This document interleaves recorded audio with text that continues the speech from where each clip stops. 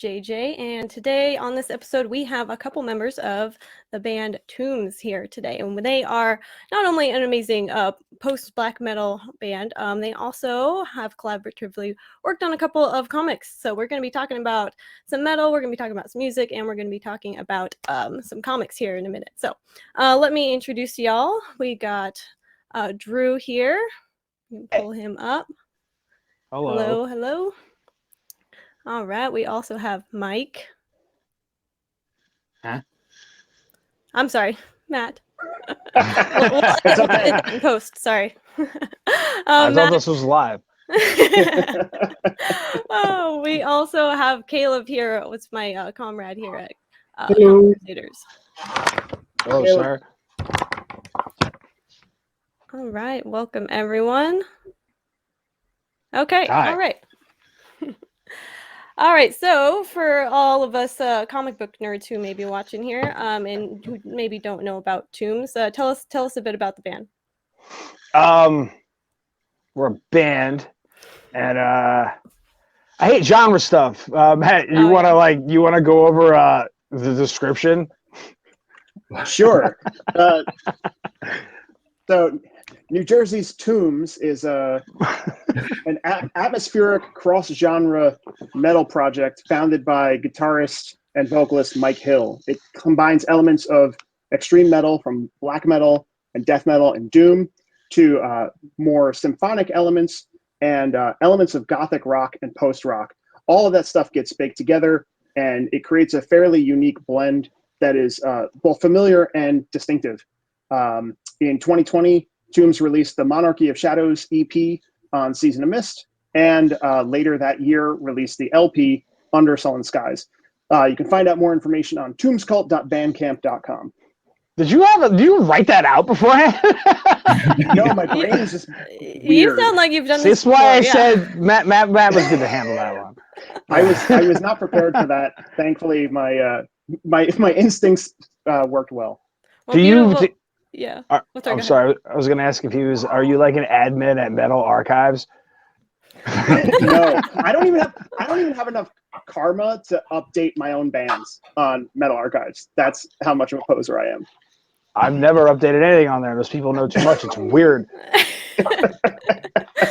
No, that's an amazing description though, because I mean, like if you just scroll through some of the comments on y'all's YouTube music videos, it's like, oh, they just kind of throw every type of genre at you. Oh, I love this black metal, gothic rock, like they list all of them. So I think it's kind of funny how kind of nonsensical the subgenres have become suddenly. Mm-hmm.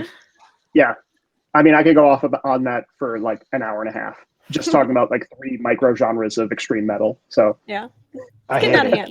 It's getting out of hand. Yeah.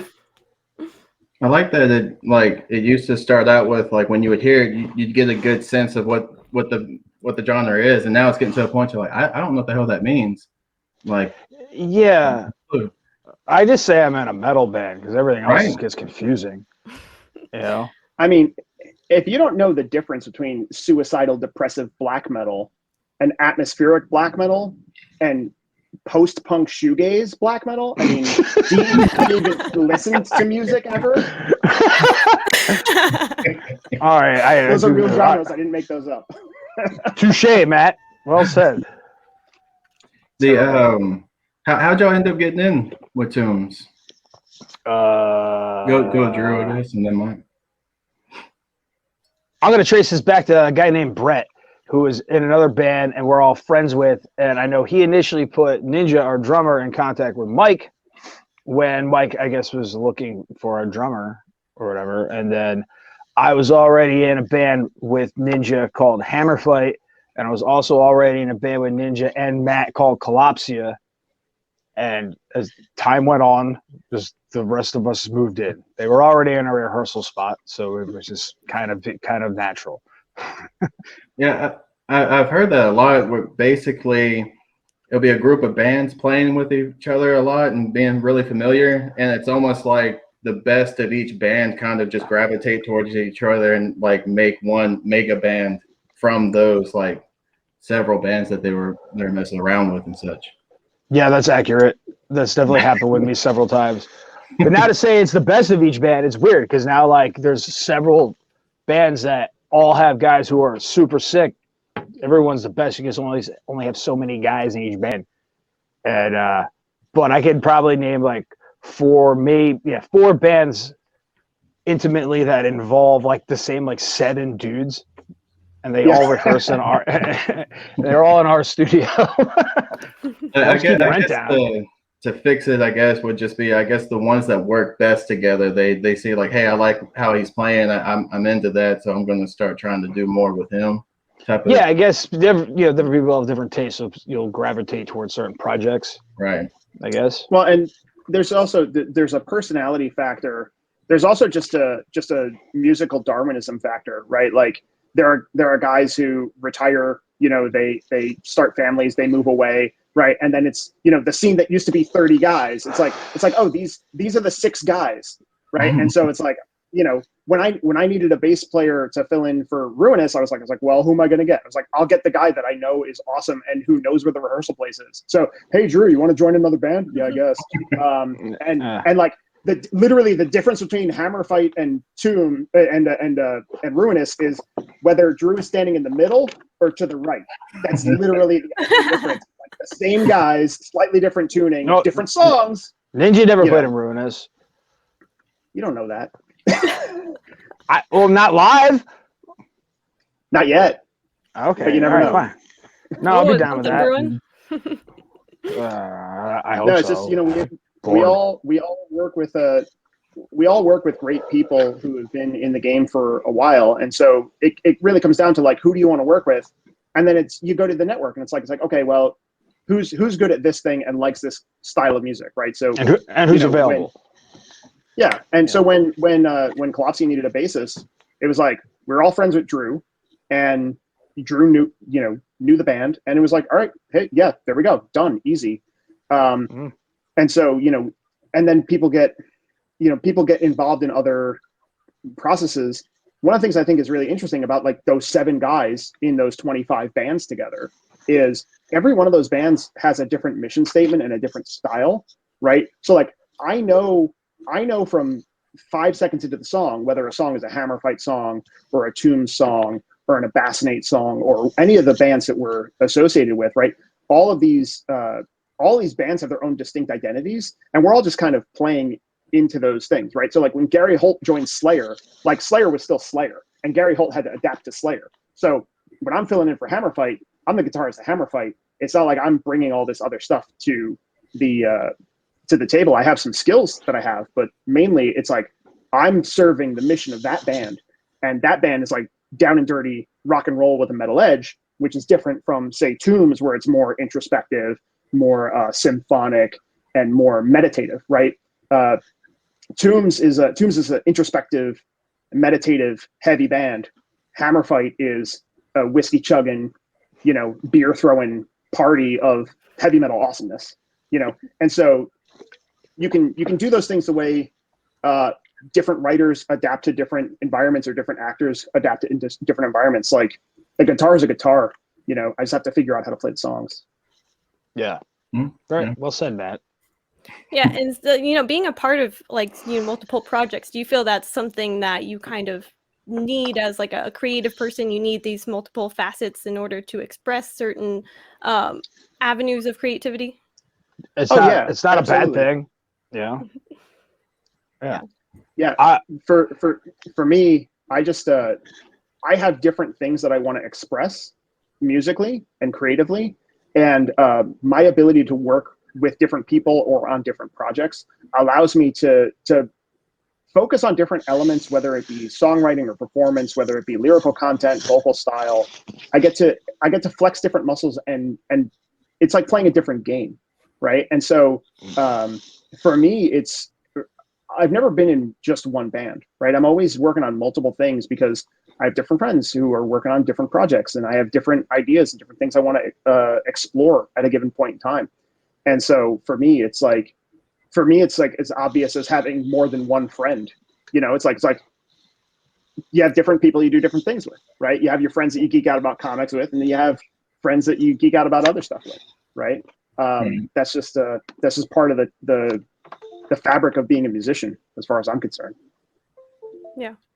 I imagine too, like when you're writing music, you don't go in with the intention of, oh, this is going to be a Tomb song. You kind of write the music or the lyrics or whatever you're doing and being like, okay, this goes towards more of a Tombs feel versus. That really depends. That depends a lot on what guitar I pick up, what it's tuned to, and sometimes you have a mission. You're like, I have to do this. You have a project. You're like, this is what I'm working on.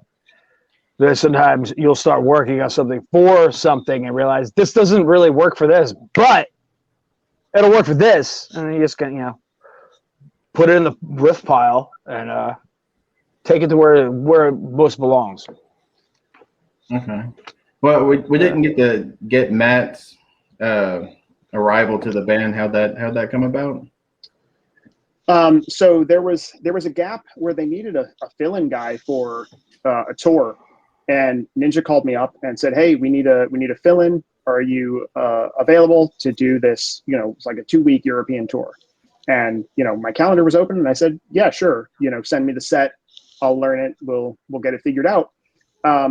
That tour wound up actually not happening, but what remained from that tour was playing Hellfest in France in, I guess it was 2018. It was supposed to be a fill-in thing. I wound up sticking around a while longer and writing on the next 2 releases. So it's been it was unexpected, but it was, again, it was that thing of Mike needed a guy, Ninja called me, I said yes, there you go. Yeah, and y'all just were so cohesive that it was like, why stop? Why not just keep going? That's nice. Should we have like Ninja's Twitter, like his URL pop up or something? Is Ninja on Twitter? He's Ninja Fight on Instagram. He's only on Instagram, so should we put that up there for? Yeah, sure. I don't know if he's on Twitter or not. I don't think he is. I don't know if I should get on it. Check on the I don't think so. Oh, there he is. Yeah, you just added it. All right, cool. I'm curious to when you're all writing, just about any songs, is it kind of mixed where you come forth with like, hey, I got this riff, or I've got something, or is it typically like, hey, they sing you a melody, or they belt out the lyrics and ask you to like put something to it, or what's the general process that y'all typically follow? In my experience, lyrics always come last. Like they're never like, I don't think, maybe I've written a song around lyrics before, but like it's usually a combination of everything else you said. Like either you have a whole song idea and you just demo it at home and send it to the guys, or you just have a riff and you start jamming on it, in the room together, and it grows. And even when you write a song like by yourself, sometimes at home, it's like, hey, I wrote the song and send it to the guys, sometimes they have ideas that make it grow. Yeah. And there's no like rule. I have a rule of how songs get written. They just kind of organically come together. Like when I write, it's an impulsive thing. It's very rarely am I like, I'm gonna write a song today. That doesn't happen. Sometimes I'm just like fucking around on like my bass or guitar, and then the next thing I know, a song's been written. Yeah. And those are usually my favorite ones when it just comes, when it just kind of comes together accidentally. Right. Yeah. So I guess with y'all's lyrics, I guess you kind of just listen to the music and kind of whatever you're feeling when you're going through it, and like let that guide the words that are going to start coming out, like whatever that feeling you get from listening to it. Like if it's really heavy, fast, and you want to write it a certain way, if it's slow. And I can't speak for anyone else as far as what they do when they write lyrics, because with all these projects we've talked about, like there's been an assortment of dudes. There's been times when I've sat down and written lyrics like with one of the guys, because we have to go to the studio tomorrow and the song isn't finished. And there's been times when we're doing it in the studio. And there's other times where like, I'll sit down and, write. I've written songs like over months, like something in a notebook just because I have riffs like or demos on, on my phone somewhere. and or someone else is like, here's the lyrics for this song. Can you sing this part? So yeah, for me, like I once wrote a song about the night I wrote the song. Nice. Song came- competition. Yeah, Was that drinking?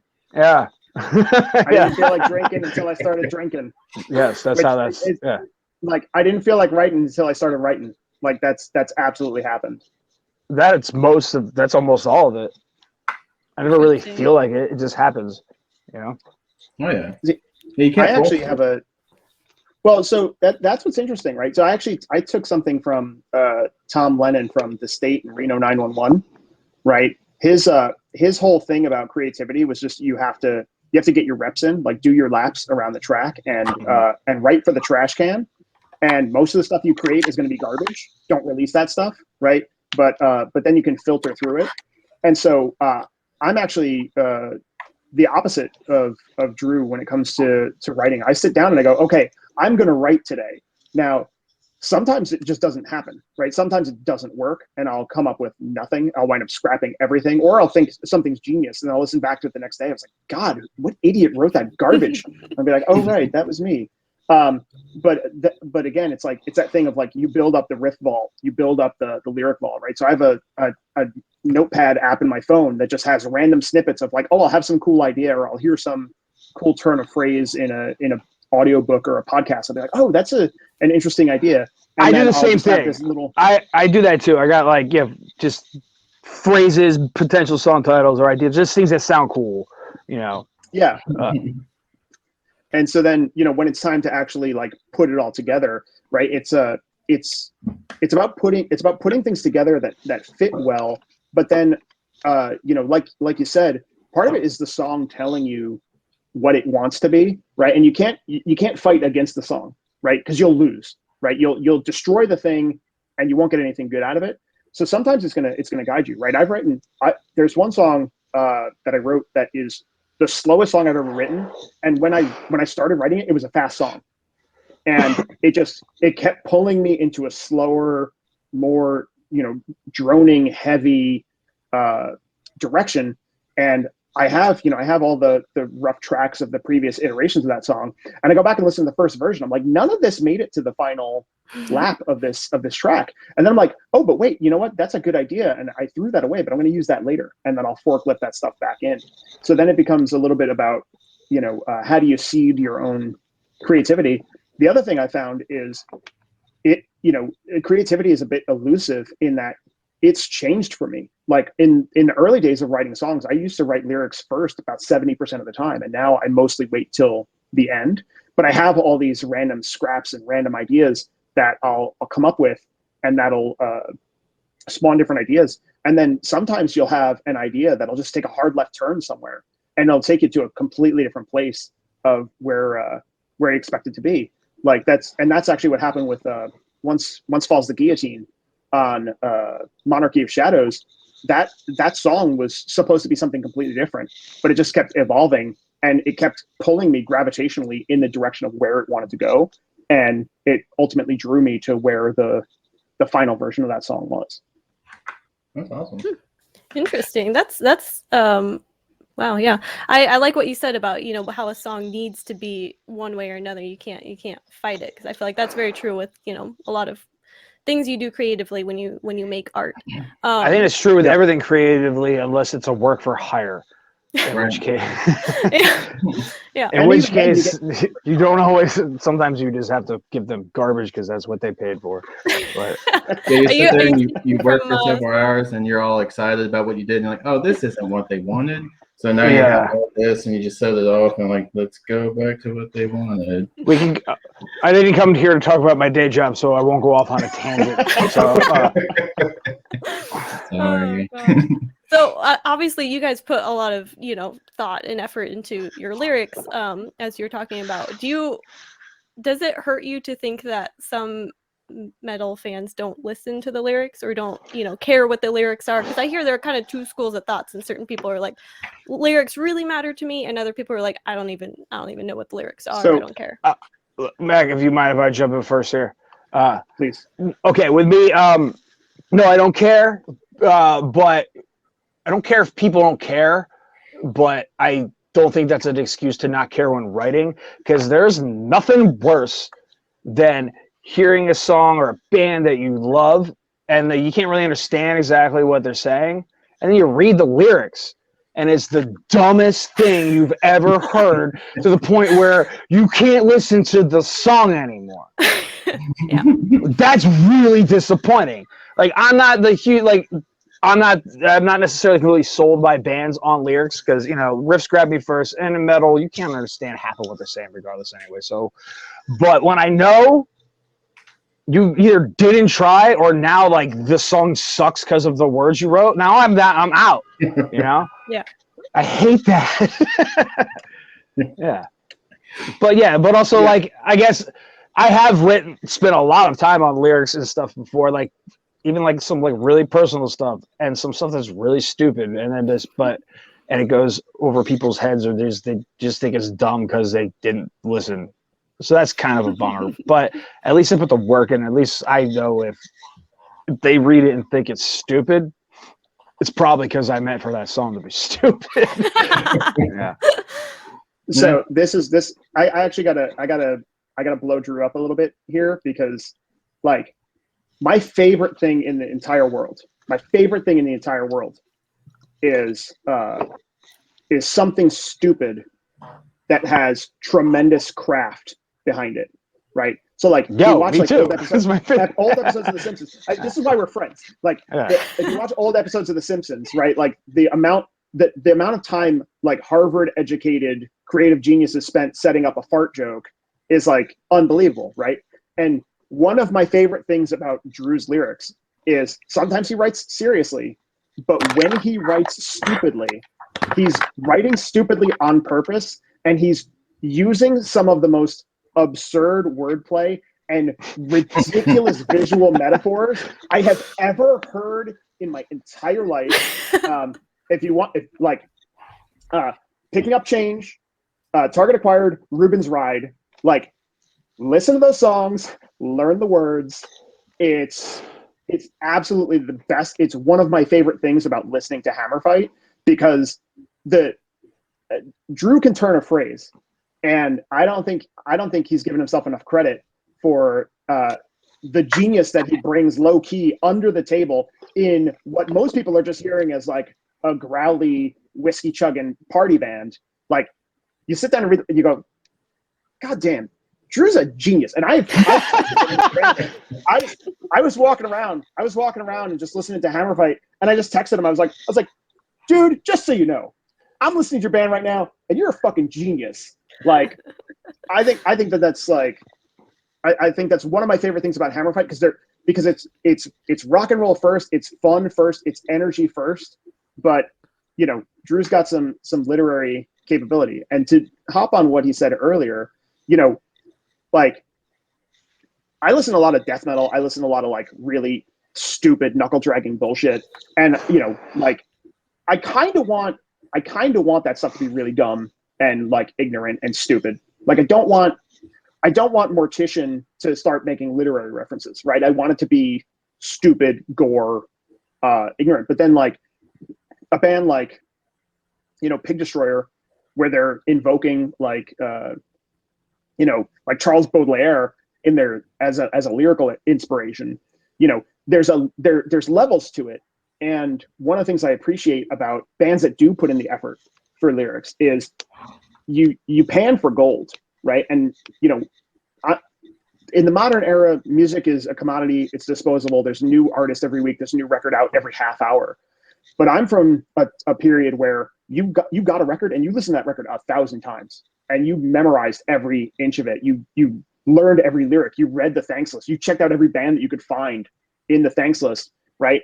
And so when I find a band that really puts in the effort, that really puts the thought into it, it just makes me respect them even more, especially when the lyrics are going to be like garbled nonsense that you're not going to be able to make out anyway. But knowing like, oh, it's like cover art too. Like, these people care enough to put in the effort for something that is not going to be appreciated by most people.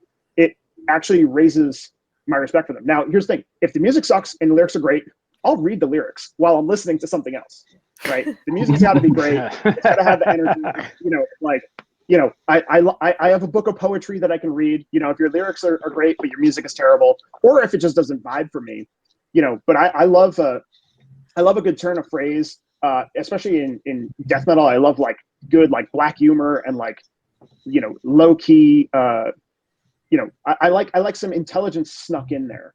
And that's one of the things that I really appreciate. I think Drew's a master of it. And it's one of the things that I really love about a lot of the bands that I love. Well, thanks, Matt. But I write garbage lyrics, so. I like it when, I think to some degree, like from what I've been able to read the lyrics of, when a band will use like really aggressive, common language, and so a lot of people fixate on that, but when you really fixate on the message actually getting across, you're like, dude, that's super fucking deep, and that's actually way more than what's on the surface of that lyric. There's actually like an extreme amount of depth to it, and it's almost like, it sounds like he's talking about having a rough day, but he's actually talking about his dad leaving early on and how it's affecting him and his family or something. You know what I mean? Like it seems like it's, oh, that kind of sucks, and then you realize, oh no, it really sucks. Like it's a really dark place that they're coming from, but they've made it in such a way that it can be easily understood by most people, just like, oh, it's shitty. And so that's the thing too. Like, don't get too smart, because then you'll alienate people. Right. Exactly. That scene of 40-Year-Old Virgin was like, I don't understand what you're saying, so I'm going to take that as offense. Like, don't be too stupid, but don't get pretentious. Just because maybe you did good in English class or you have a thesaurus. Right. That's what I really like, is when somebody's actually not very well educated with literature, like you're talking about, but you can tell they have such emotional depth, and they have like, they're coming from a real sincere place, and they're trying their best to explain it, and they actually do it well, regardless of their lacking. Honesty comes through. If you can tell when someone means something, and you can tell someone's full of shit. And you're full of shit, you don't hang around. I don't got time for you if you're full of shit. And like, stepping out of metal for a moment, like if you get into like Americana and a lot of like classic rock and stuff like that, a lot of these stories, they're human stories that resonate across time, right? And like, from New Jersey, so I'm going to talk about Bruce Springsteen, right? You listen to the song Glory Days, right? It's like a fun, upbeat song in a major key, and then you listen to it, you understand the lyrics, and you're like, oh wow, there's really something here. And then you age 15 years and you listen to that song again and you go, oh my God, no, right?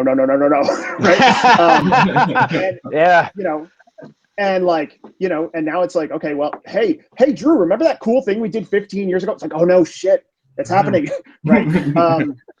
And so, part of this is about, music is about sharing, like music is vibration, vibrations are energy. Like you're sharing an emotional experience, whether you could be listening to like stupid, repetitive, looping electronic music, or you could be listening to the most soulful, singer-songwriter playing a piano, singing from their heart. The energy comes through, and the emotion and the intention of that artist comes through. And I think that the songs that endure, right? The songs that endure speak to a truth of human experience, even if they're not explicitly about an experience, right? It's about channeling that emotional energy, channeling that experience, and turning that into something that other people can absorb. I know for myself, different songs, the same song at different points of my life have meant different things to me. Totally. And that's, that's part of the stamp that you put in the world when you record and release something, where now it's like, okay, this, the moment I release this no longer belongs to me. This belongs to the people who listen to it. It's a shared experience now. And people are going to take different things from it, and you don't get to control that, right? So all you can do is really put your, if you've been playing metal for as long as Drew and I have, like at a certain point, it's blood, sweat, and tears out of love, right? There's not a ton of money to be made here. There's not fame and acclaim to be made here.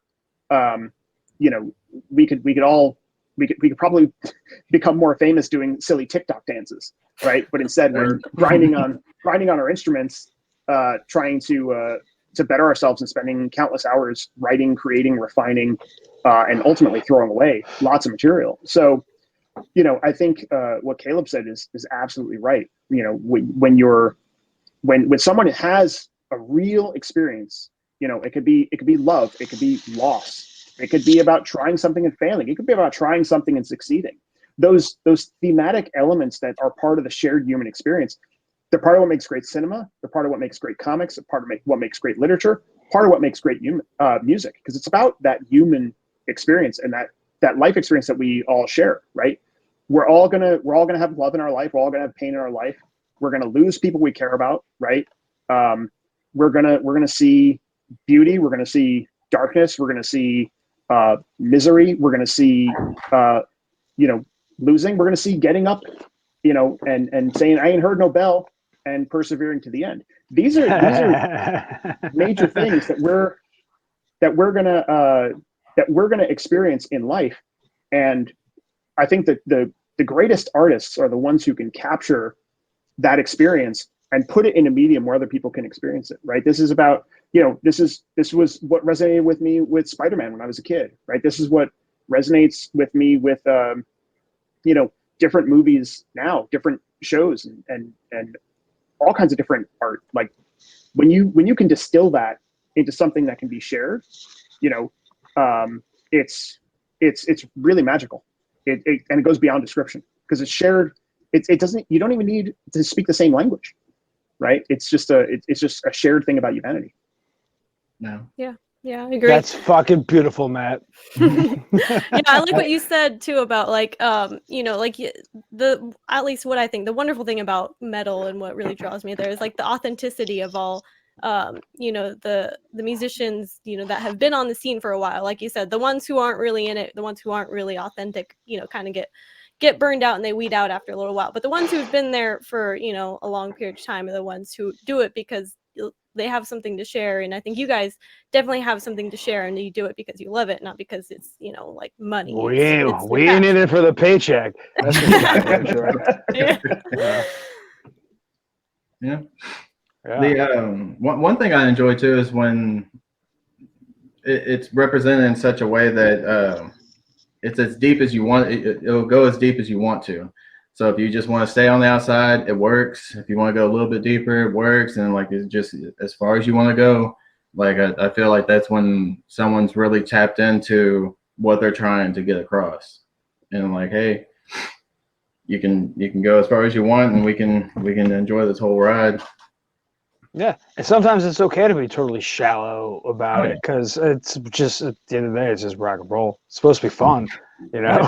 At bare minimum, it's entertainment.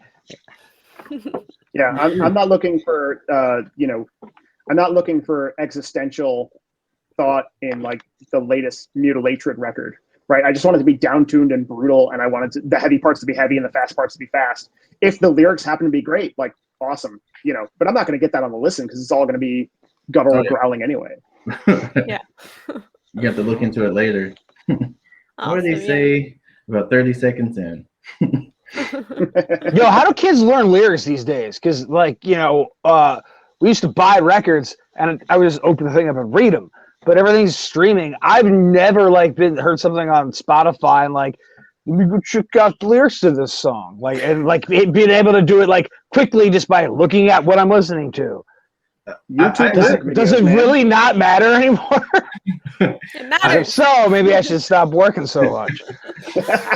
I tried to resist like what everyone says about like screaming music. Like you can't understand what they're saying, so I try my damnedest to understand what they're saying. You can understand what some of them are saying very clearly, and I will give very, very high props to Jamie Jessup Hatebreed and George Corpse Grinder Fisher from Cannibal Corpse for being very, very well at enunciating their brutal screaming voices. You can hear every goddamn word they're saying. So yeah, it's not always true. Hard to freaking do too. That's just impressive in and of itself too. You know, that's just but I appreciate it when they do it. Yeah, you know, and just shows that they're trying that much more to, you know, I mean, me and Matt we can't really like mumble over our riffs. Otherwise, it just won't sound right, you know? Yeah. Just Yeah. flat-handed and just. If I don't hit the right note, you're going to hear us throw a note. So sing your stupid words, idiot. Yeah. I think I don't know who the vocalist is, but I think the guy from Bury Your Dead. I think he does a damn good job too. Because I don't think I've ever been like I don't know what the hell he said. They were good at it. I don't. Are they still around? Oh, I don't. Well, no, they did Mosh and Roll. That wasn't too terribly long ago, so they might still be touring, or maybe I can. But yeah, they were pretty good. And I also like how they just like rolled the dice and they blew up when they made an album all based on Tom Cruise movies. Wasn't the first one like Disney things, like the Poison Apple? Like it was all like Disney related things all across it. It might have been. I don't remember. I just remember like because when that what was it? Cover Your Tracks. That's the Tom Cruise record, right? Or when that one came out, like I was all over it. And that's when they were on Ozfest, and Will Smith would come do Bury Your Fucking Dead with them. Because Jada Pinkett Smith's band, Wicked Wisdom, was on that tour, on that Ozfest. That's, side note, that's Matt's favorite band. Oh. Let's get the posters and everything. I'd be happy to have a Wicked Wisdom poster. I put it in my office. Does it look like it sounds? Like a wicked wizard? Like Wicked Wisdom? I don't remember what that band sounded like. I thought you said wizard. No, Wicked Wisdom. It was Will Smith's wife's band, and she was on. They played the Ozfest that Bury Your Dead did. They were on that same Ozfest run. I had no idea he had a band. That's crazy. Oh yeah, I know he did like the rap thing for. Is that no, not Will Smith. His wife, Jada Pinkett Smith, was her band. Right. Yeah. Okay. Oh yeah. But he was on the tour, and he introed Bury Your Dead a lot of days on that Ozfest. Oh, okay. Yeah. That's crazy. Right? Yeah. Not that many people know about this. No one had camera phones back then. He did Jiggy with it right before it, and like. I mean, now my honestly, wife. if I was at a metal fest and like Will Smith or like, Humpty Hump came out, R.I.P. and did a one-off, I'd be all about it. Hell Was yeah. his nose real? Was that an actual thing, or was that like a prosthetic that he would do? Who? Humpty Hump? Yeah. The Digital Underground? That was definitely just nose glasses. Like, Okay. Yeah. The ones you usually order out of the back of a comic book. Well, maybe I'm just misremembering, but I always see it. I'll be like, dude, that can't be real. Yeah,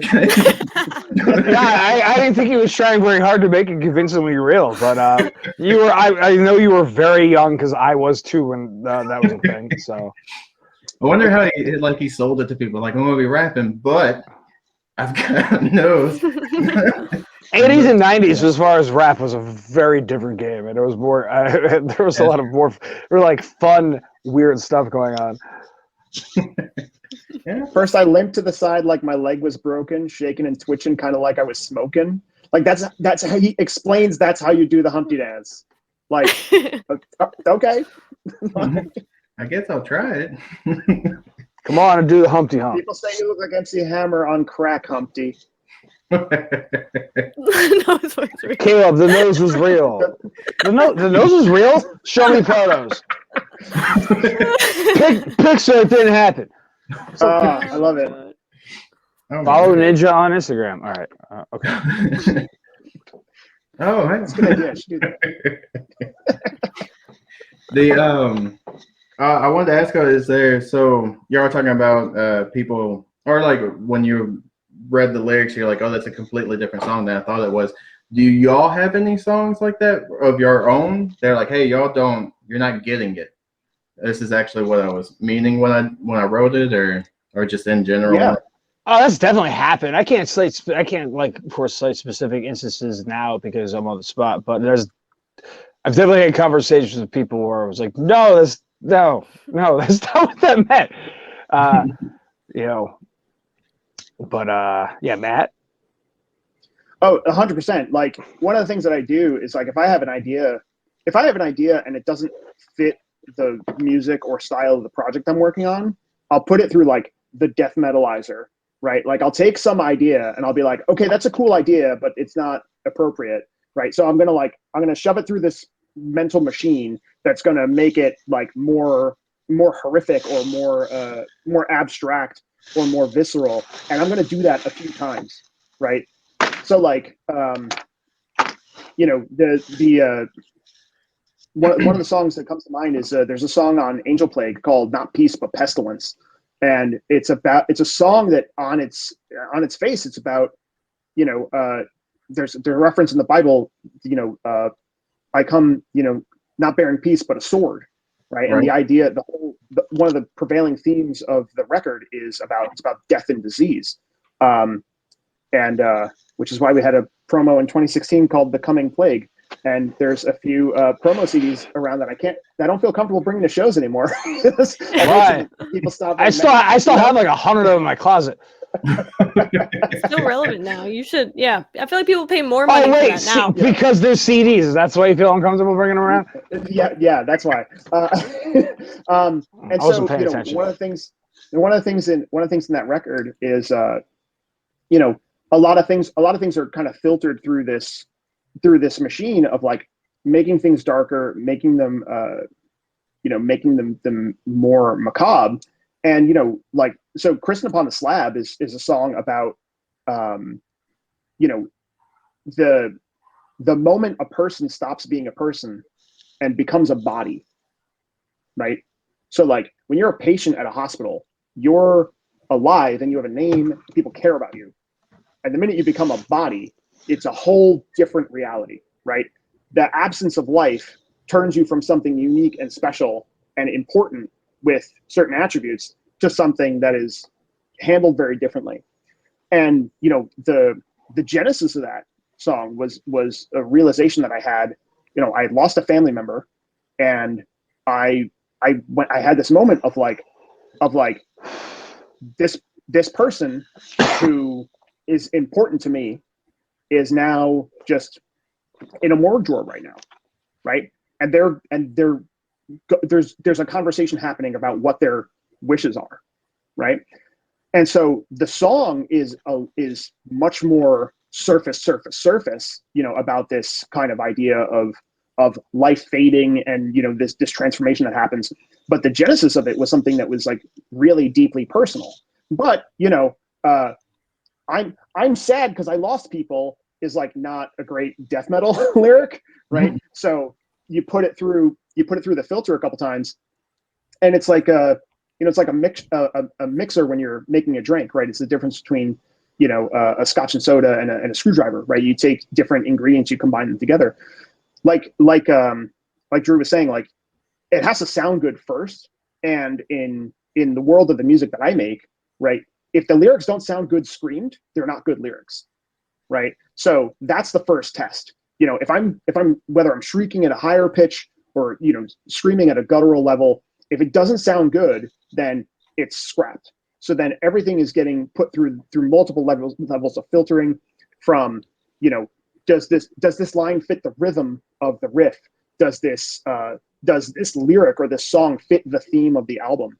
And going through that process. And so, you know, as I've gotten older, made more music, and had more life experiences, you know, part of creativity is about like, how do you express these ideas, right? How do you express these ideas in a medium?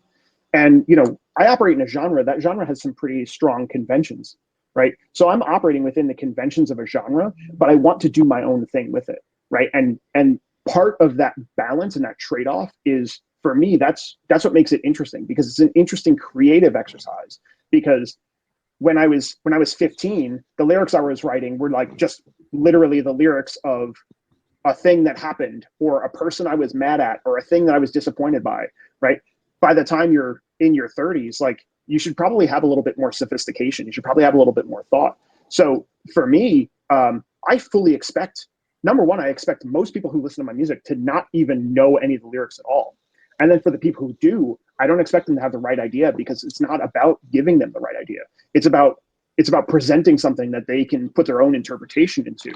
And, you know, that's part of where my lyrics have gotten more abstract, as opposed to just more like, you know, gory stories and monster movies. You know, now it's about how do you interpret this thing that is, you know, still thematically dark, still thematically focused on sort of the uglier side of existence. But, you know, put your own life experience into it, put your own interpretation into it, put your own energy into it, and you're going to have a different experience.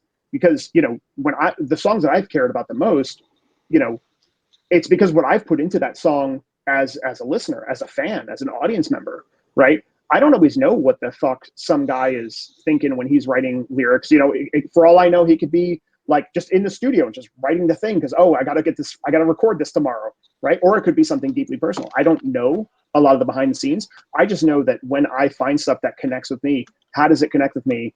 And half of that has to do with what I'm experiencing. And so I create that canvas for people to explore their own catharsis through dark music. That's my whole approach. Yeah, I think you could go with if it instead of just stating an emotion or stating the instance of something, you're explaining the emotion. You're breaking it down for what it is instead of just saying I lost a loved one. You're breaking down what your actually day to day is from that, and like how maybe even just before, like how you felt, and then it rolls into like where you are now. But then, like with what you said, with the you're a person and then you're a body. I actually took it, which obviously was wrong, but I took it as just things I've dealt with. No, you know, naturally that's what you're wanting to happen is when you write a lyric or what have you, you're wanting people to pull from their own experiences. And so I went with just getting so emotionally dead that I no longer feel like a person. I'm just kind of here, and I'm just kind of experiencing. I am a body, and just going with what I'm doing. And I've lost my personality. I've lost myself, and I'm just a robot until I can fix the error that's going on. Well, which I guess you could. But that to me is more important and more profound than anything I could like give you the correct answer for, right? Because your unique experience is going to be more powerful to you than anything I'm saying, right? So I'm giving a vehicle, and I do feel like, you know, a little bit like spoiler alert, you know, so people who've heard that explanation, now it's going to taint their listening. But when you actually step through that experience without that knowledge, you're gonna bring something to it, and that I think is awesome because, you know, my experience is not exactly like someone else's, but thematically, you know, I can get close enough that, you know, somebody else can, the magnetism can close the gap between those two things, and now someone else is having their experience, and it's unique and powerful, and it's individual, which I think is the most important thing. And you're doing it in such a way that instead of it only makes sense to 1 to 2 people, you've broadened it to at least 20 to 30 people now can kind of grasp what I'm trying to get across. So like you've allowed that opening to happen and more audience to it. Yeah, that's awesome. I find it interesting too, like what or I guess I'm curious to know, but so as far as, you know, guys obviously have a long career of writing music and creating art in this medium, which is metal music.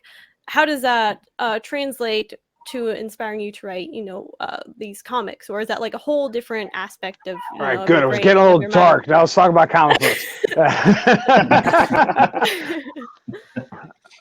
Well, I mean, as far as the only direct translations from music to comics that I can even think of that anything we do is Mr. Benton, because anyone who has seen it, and by the way, Matt, I'm sorry, I'm so behind on drawing this shit. I got like 25 scripts from him, and the next one's almost done. I already started one. But anyway, it's directly related to metal because the main character, Mr. Benton, is loosely or directly based on Deicide frontman Glenn Benton.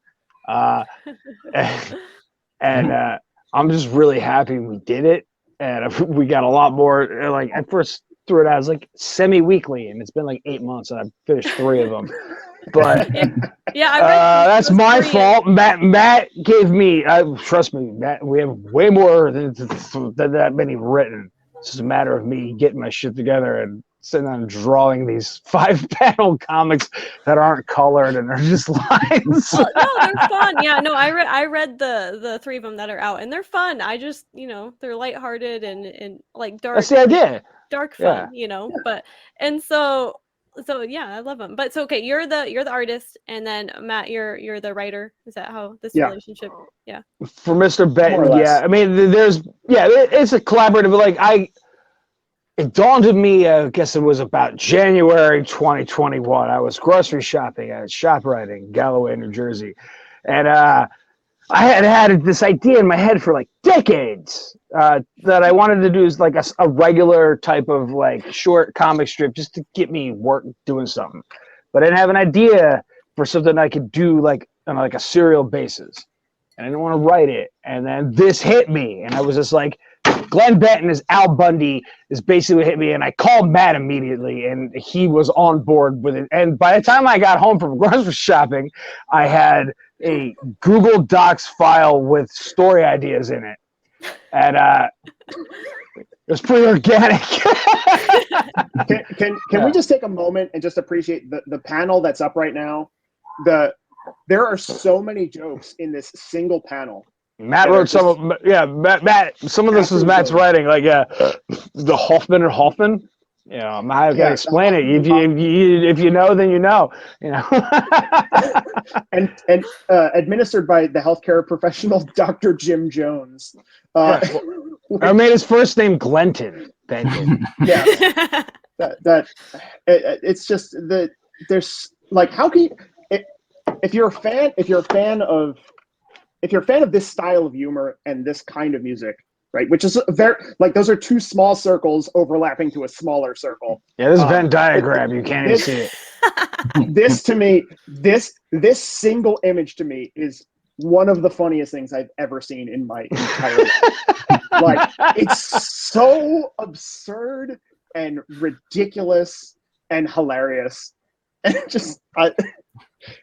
Drew's a genius, right? So like, he takes, I'll send him some idea, and then he has the hard job of filtering and improving these things. And so it's a collaboration. Drew's kicked around some ideas. I've added some stuff to it, but then every time I see one of the final products, I'm like, this is so much better than the script I wrote. Right, because he understands the visual framing, the visual comedy of it, and then there's always little extras. It's really fun. Like, I really enjoy it. It's so stupid. It's one of the stupidest things I've ever done. But I also, that's the whole idea. I take being stupid very seriously. Exactly. Like I said earlier. I like too that, like, you'd like to think with this facial expression that he's being smug or aggressive, but like, no, like, from all your panels, like, that's just his natural face. He just face. He's a sweetheart. Yeah, I'm trying to paint him in like the most kind-hearted fashion possible, but without taking away any of his cred. You can't make him smile. I would not. The art is great. Have you been working, like, how long have you been drawing comics for? Like, you did that as a kid, or? Yeah, since I got hold of a pencil, I started drawing. Awesome. That was just always what I always wanted to draw comic books, and then I started playing music, and I was like, now I just want to draw and play music. There was a brief period in there where I really liked baseball, but then I discovered weed and heavy metal, and I was like, fuck sports, I'm out of this shit. Yeah. I've never looked back, and that was a long time ago. Well, we're glad you did. We're older than you think we are, probably. So. All right. Well, let's talk about Fuzzy Stick. Let's watch the commercial. The comic book commercial. Yeah. All right. Yeah. Brilliant. Let's do it. Comic book commercial. This comic book commercial is a commercial for the comic book Fuzzy Stick. Mercy Reception. He's rude, he's crude, and he's fucking adorable. It's like 30 pages of ass-kicking, girl-hugging, badass fun. It's got violence, swear words, adult situations, and for a limited time, ultra-violence. This first edition is limited to only 100 copies. Go to UncleZippo.com and get yours now. UncleZippo.com. Comic book commercial. Get Uncle Zippo.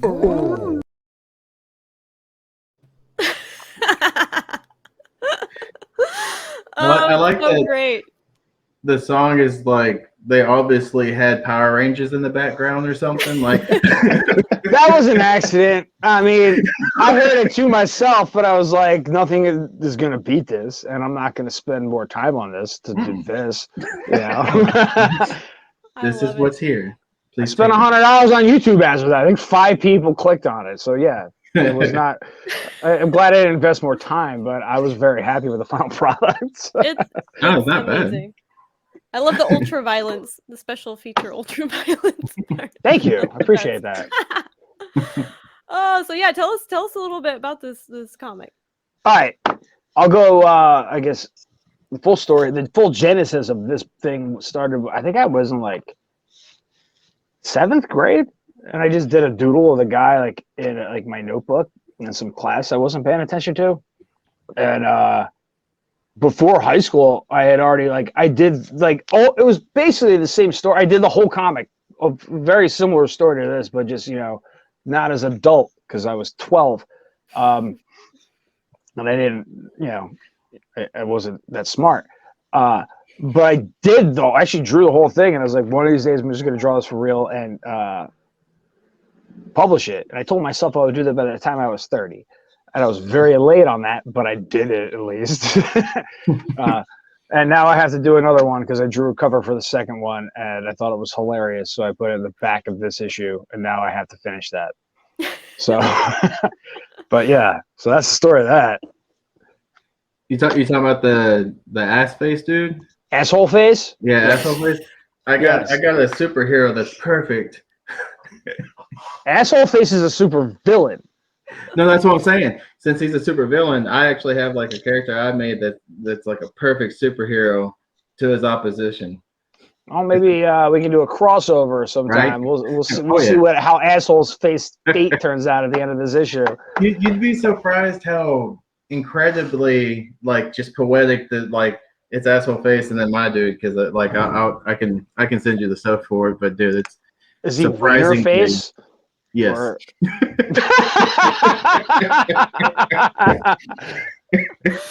I think there's a full scale thing I've got with it, so I can just go into it later. So is his name Dickhead? I have to flex him. His nose is a dick, and when there's a crime nearby, it gets erect. All right, let's exchange information when we get done with this. We need to talk further. So first idea, asshole face needs to corrupt Dick Face and bring him over to the dark side for a while, and Fuzzy Stick redeems him through. Fuzzy Stick is not going to redeeming character. Just because he's the main character doesn't mean he's based on me. He's a piece of shit. Redeem him. I didn't say he was going to do a good thing. He was just going to get him so wasted that he stopped being a bad guy and started being a good violent guy. Oh, okay. Only beat the shit out of people. Don't kill them. Depends on how much you're getting paid. Yeah. So Fuzzy Stick, that name, where does that stem from? Is it as It's very literal. He's very skinny and he's fuzzy. There was no thought into it. The name has been the same since 1996. So that was my instant messenger screen name. It was Fuzzy Stick. That's how far back this goes for me. Wow. Yeah. All right. Yeah. That's awesome. Yeah. This is ancient stuff that it just took me forever to fit. I worked on this thing for over 7 years because I'm a slacker and I kept getting distracted with shit, like having a job and going on tour. But a total of and when I got the first copies back, I read it. It took me 2 minutes. It's like I spent 7 years on that. This is done. I did it. Yeah, it's done. So now I have to finish the next one in 2 months. Otherwise, I'm just gonna hate myself. You gotta set goals, Yeah. Yeah. But I'm happy it's done, and I'm happy it's out, and I'm happy that people like you were talking to me about it. So then, so at least some people can see it. Yeah, because it's way longer than the Mr. Benton. Mr. Well, Benton. Mr. Benton is just like, that's a web comic. It's like Sunday Funnies. It's a couple panels. This thing was like what, 30 pages. Yeah. Drawing 30 pages, I don't care how stupid it is. It takes a long time. Oh yeah. Oh yeah, I can't imagine. Yeah, and you can tell this was done over like periods of time where some of it was on paper, some of it was digital, a lot of it was I inked in real life, and you can tell like some of the pages when I got better technology, like when I got like my fancy drawing tablet toward the ass end of finish, and I did not draw it in sequence at all. Like I had it mapped out, and like I would get bored and be like, well, you have to just draw people talking. That's not fun to draw, but it's necessary for the story. So like I'll do that later. I did the first page was the last page I drew. And if you are a keen eye on it, I'll send you guys physical copies if you're interested when we're done. But you can see like I spent a lot more time and I had better tools on certain things than on other parts. And it's very obvious if you know to look for it. So yeah, I didn't know you had the physical copies.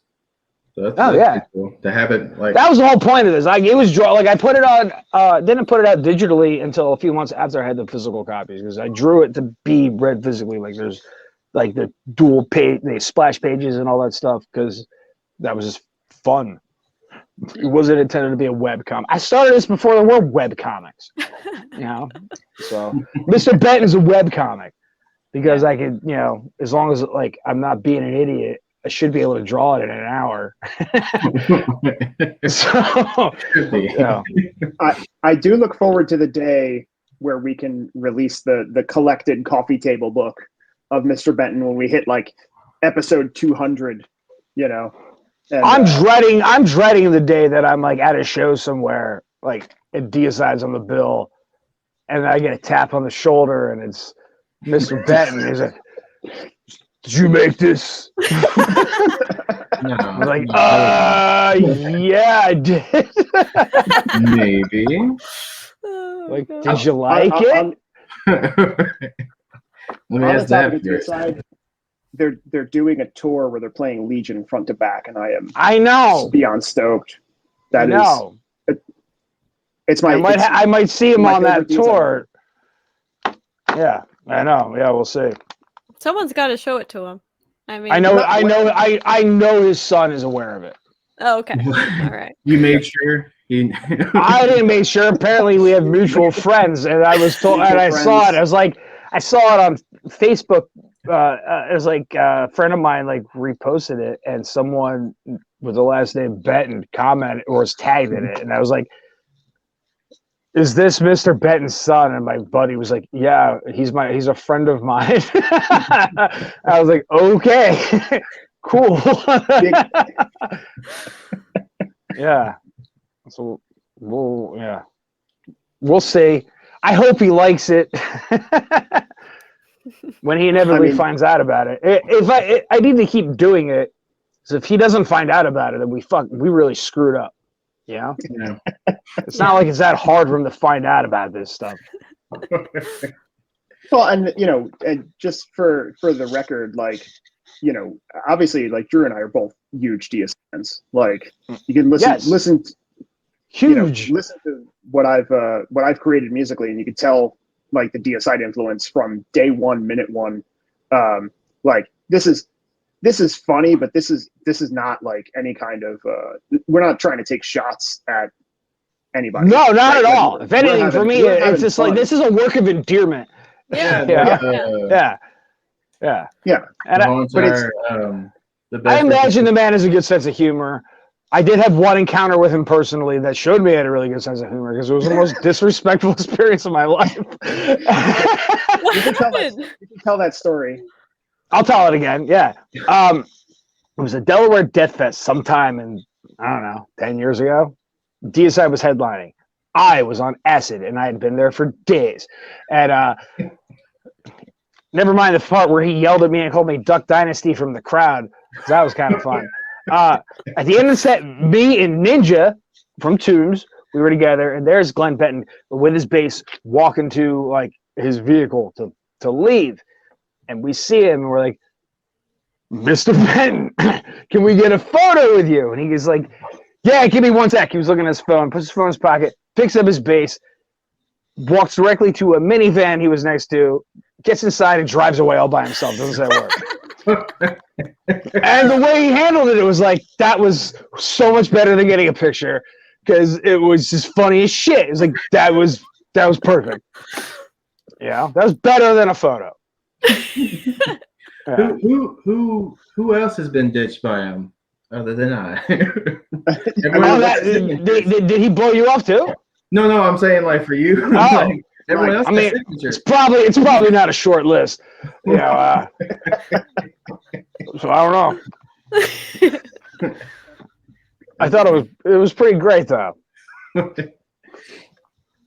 One of the things I do like, because you kind of mentioned it too with Benton, what your little series there, it really does keep true to like the newspaper, but the old school, just like there's no connection. It's just a different thing that happens and it involves the same characters. Yeah. Like he died in episode 2 and he was back in episode 3. You know. Oh yeah. It's episodic. There's nothing is canon. There, you know. Yeah. You just see where it goes. You had a funny instance and you're like, I should write this down. We got a lot of fans to jump in at any point in the story and not feel like they were lost. We don't want people to come in and go, oh, episode 134, I got to go back and reread. No, you can just hop in at any time. Yeah. I mean, that's great, though. Just like The Simpsons. Right? Exactly. You don't need to see the first season. No. Yeah, you don't need to have been there for the whole thing. That's what, like, I thought that, ish, and then I started watching the first season, and then I was like, you know, this is hard. Of The Simpsons? Yeah. I literally watched the first more season of the later years. Not hard in the sense of like I'm there's something wrong, but like graphically, like it's problematic for me to see something like lower. It bugs the shit out of me. And so like looking back, I was like, season 1 does look, it's got a different aesthetic, but you know, I'm not talking shit on the rest of it. I'm not even talking shit on it. It's just hard for me, like visually. I'm like, God. And then like but it's cool to see the growth as well though. Because to see where they started, where they are, and like what they settled into, and like I don't know. No one in that first season thought that thing was going to be around 30 years. That's crazy. That's ridiculous. That's awesome. No, it is awesome. To do it. I haven't even watched it in a decade. I'm just glad it's still here. So Drew, I'm rewatching from the beginning. So I've watched season 1 of The Simpsons in like the past 3 weeks. And it's perfect. And the funny thing is, like, you know, when I first watched The Simpsons, I was Bart's age, and now I'm older than Homer is canonically in the show. Me too. Like season 1 Marge is like, I'm 34 years old, and I'm like, no, that's not possible. Like, you've been on. Sideshow Bob has a line in one of the later episodes where he goes, my 24-year quest to kill a 10-year-old boy. That's good. That's very good. I guess I could like try to go at it more fixated on the content, less the visuals, and just go that route. Because like I said, like it wasn't so much the content; it was just the visuals. It's hard for me. I've always been that way, even with games. Someone's like, "Hey, play this," and I'm like, "Man, that bothers the shit out of me." Like, well, you didn't like the first Grand Theft Auto? Is that what you're saying? Even the first, the first 2 ones I ever played. I bought a PlayStation 2 just for Grand Theft Auto, and that was it. And I never owned a console since. I vaguely recall the first one. I just remember like the top down. And, like, I was too young to understand what the hell the point of it was. I knew what the point of it was, and that's why I liked it so much. I was like, I don't care what these graphics are. I'm running around committing crime, killing people. I just want to run people over. Dope. Oh yeah, everyone wants to run people over. That's the best part of Grand Theft Auto. I don't think like I've ever actually like tried to play the actual game. I've only ever just killed people. Yeah. Stuck with horse. That'll occupy 4 hours. I mean, I would go and I got stuff to do. Just let me go on a rampage for 20 minutes and then I'm good. I would go to the on the last, not the last one, the one before last, 5, I guess. I'd go to the park and just start fist fights with people and just like, I don't know, just It's a good way to vent your rage. If I was that guy, I'm like, oh, you're playing basketball? Yeah. Let's go. And then run from the cops. Hell yeah. I mean, I also like, I like to take the Wreck-It Ralph like approach with that stuff too. Like those NPCs are waiting to be interacted with by the star of the game. So if they just play basketball all day and don't get randomly run over by a car or assaulted, like they're like, I'm not even serving my purpose here.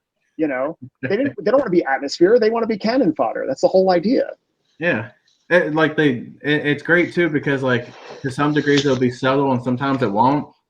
But like I'll be playing the game and like I'm like, okay, I need to go over here and do this, and like, get out of the way, asshole. Oh my god, I'm about to kill you. I know I need to do this sometimes, but you're about to die, bro. You say I don't enter virtual worlds to obey traffic laws. No, no, thank you. That driver was like that. You sitting there and if you didn't first driver. I loved the original driver. Oh, I'm not talking shit on it. It's just like if you ran a red light, you start. I'm like, come on, dude. Now I gotta run for forever because that's a bitch to get away from the cops in that game. What are you guys talking about? What the hell that was about? The guy, like, there's cops everywhere. It was a game pre Grand Theft Auto 3 that actually kind of inspired some of the gameplay in Grand Theft Auto 3, where you could like go and wreak havoc and drive like a maniac. Yeah. All right, well, I'm not familiar with this, so I'm going to take that as offense. As well, you should, Drew. Well, that actually makes sense because like that the whole entire time in driver you're just driving, you never get out of the car. So I could see how Grand Theft Auto was like, you know what, we get out of the car, and so so we just implement the two, and like it, yeah, because that was a PlayStation. That was a good bit ago. Oh, yeah. One, right? Yeah. But no, that shit used to beat the hell out of me all the time. Those damn cops. I didn't have my damn blinker on or something stupid. Like it always pissed me off. I'm like, come on, who follows the damn laws? Because that was right before. What was that other game that came out right after? It was like Stuntman or something like that. That you had to do like the perfect scene to where like you had to hit the ramp just right, and like if you didn't do it good, you only got like 2 or 3 stars. Because I think all that like led into Grand Theft Auto 3. Toe Jam and Earl? Yes. I'm just saying things because I haven't been a gamer in decades. So it just ignore me. 2 cavemen on the Super Nintendo, Mike, I think, or You say cavemen? Yeah. So there was Caveman Games, which was the Olympics game, but for cavemen. So it was like starting fires, beating each other with clubs. That game was I awesome. remember that. Yeah. Yeah. I don't remember that. Oh, and there was a game where it was a wife toss. You spun around like a discus. Yes. But you were holding a woman by the hair and you had to throw her as far as possible. This is the most ridiculous stuff. Like you can get away with stuff like that in the 80s. I don't think that would fly today. They wouldn't let you make that. You mean today. you don't do that on the weekends? Is that a thing? Only like in 2000 BC on the weekend. Yeah. It was a different time. This was like a side scroller. Joe and Mac was what. Oh. That's Oh, what I remember that. Yeah. I used to play the shit out of that. That and Darius Twins. I don't remember that one. I liked Earthworm Jim a lot. Just because it looked like a comic book. Yeah. I always Awesome got game. the shit beat out of me on that game. I don't know what the hell it was. It was hard. I enjoyed it, but also hated it. Like I'm having fun, but I hate this game. I was also No, that game didn't fuck around with difficulty. Like that game was legit hard. Yeah. It's kind of like the scene on Donkey Kong when they're going the fucking mining. That I don't know what the hell that was, but that it always would fuck with me. I could never beat that damn level. With a mining cart where like you had Diddy Kong behind you and you I was really young, but it was still garbage. Like I'd get my ass kicked. Battletoads had a level like that too, where you would be in the speed racer, and it was just. I loved that game, but I hated it. It's so goddamn hard. Yeah. And I was never the type like I don't think I beat like no games when I was a kid. I was like, I don't care if I complete this. This isn't. And I would just, if I lost, I would just beat up my little brother and like go do something else. I got the closest when I was younger with the game Metroid on the Super Nintendo, but I got close on that one. Did you have the Game Genie? Is that how you got there? Because that's how I did it. No, no, I never beat it though. My brothers would beat it, and they'd be like, "Oh, look at this extra scene where like her suit comes off, and you found out it's a girl and all that." And I'm like, "Well, that fucking," because I can't get there. Because I'd get to the point to where like you need like the green missiles to open up the doors, and like I don't know, it's too because you have to backtrack so damn much, and it was just like you're constantly doing shit like that. But the game I did finish, like I want to say it was the first one I finished, was Demon Crest. I don't know if y'all had played that one on Super Nintendo. You're this demon that he gets these crests and he has different abilities and stuff. And you're basically just trying to collect all the crests and stuff. It's pretty good. Like he gets one crest and he can breathe underwater and swim and stuff. He actually like changes his appearance and stuff like that. Was it as cool as Evander Holyfield's Real Deal Boxing, where you got the beast mode guy, he turned green? That was I want to shit. say probably like 2 times better than that. It was better than that? Yeah. Oh man, because the things you could do on it was like I'll believe you. I never heard of this. You're making this like up. all the crazy stuff. It's like you fought like a floating eyeball full of gel that like you had to bounce off the walls to try to get away from it, and then when it would pop up, it'd be floating around, and you had to like dodge its little like spawns that would come out, and like that was like the first damn boss. The first boss was like a big dragon. I think. Like no, I think it was like yeah. Dude, there's like my wife distracted me, and I lost my train of thought. See, yeah, that was a good game though. Yeah, in the 80s, I was just too obsessed with like because I didn't have a lot of games. So any game I had, I just had to play it until it was absolutely conquered. And now I watch speedruns on YouTube of guys beating a game in 5 minutes that took me like 4 years to get to like the end. Mario 64. Like fuck off. Yeah. Like no. What do you mean 10 minutes or whatever the hell it is? Like Jesus, dude, no. Because like I lost my damn hat one time. Didn't know where the fuck it was. And was it a good hat? Was dropping. It was a nightmare. It was stupid.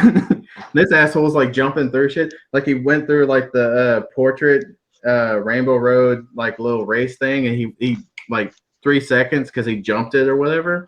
I'm like, dude, I remember dying like all the damn time on that damn thing.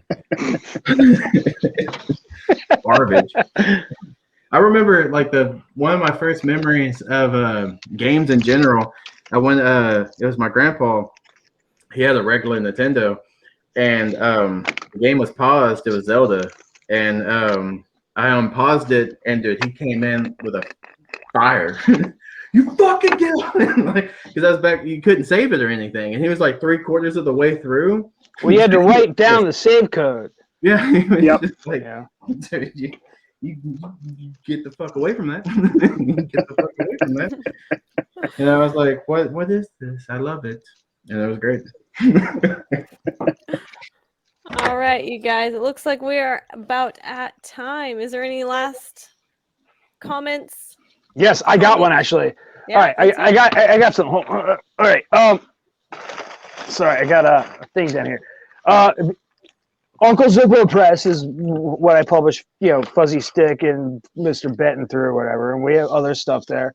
There will be a new Mr. Benton next week, Matt. I promise. It's the one on the beach.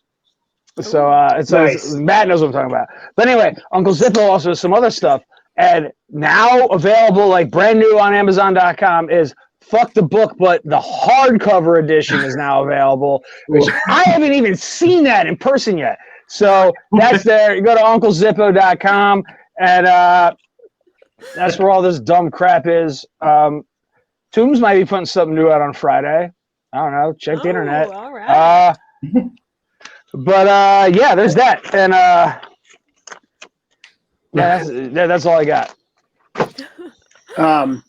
Collapsia will have a new 7-inch out. One old song re-recorded and one brand new song. KALOPSIA.org. You want to So- do that again? Yeah. KALOPSIA.org or collapsia.bandcamp.com. That'll be out soon. We have the vinyl. I'm waiting for some assets to come through. Oh shit! A lot of waiting. Give me an hour. Drew's got a backlog, is what I'm saying. And be looking to do a record release show sometime early in the new year. And guys, thanks for having us on. Yes, thank you very much. Appreciate it. What you roundabout know what the price is going to be for the vinyl, or? I don't, but it will be inexpensive and it'll be available digitally on Bandcamp. Okay. All right. Awesome. Well, thanks so much for, coming on the show with us, you guys. Really enjoyed Thanks for our having chat. us. Appreciate it. Yeah.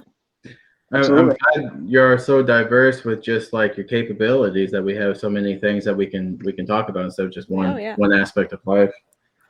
'Cause Love it.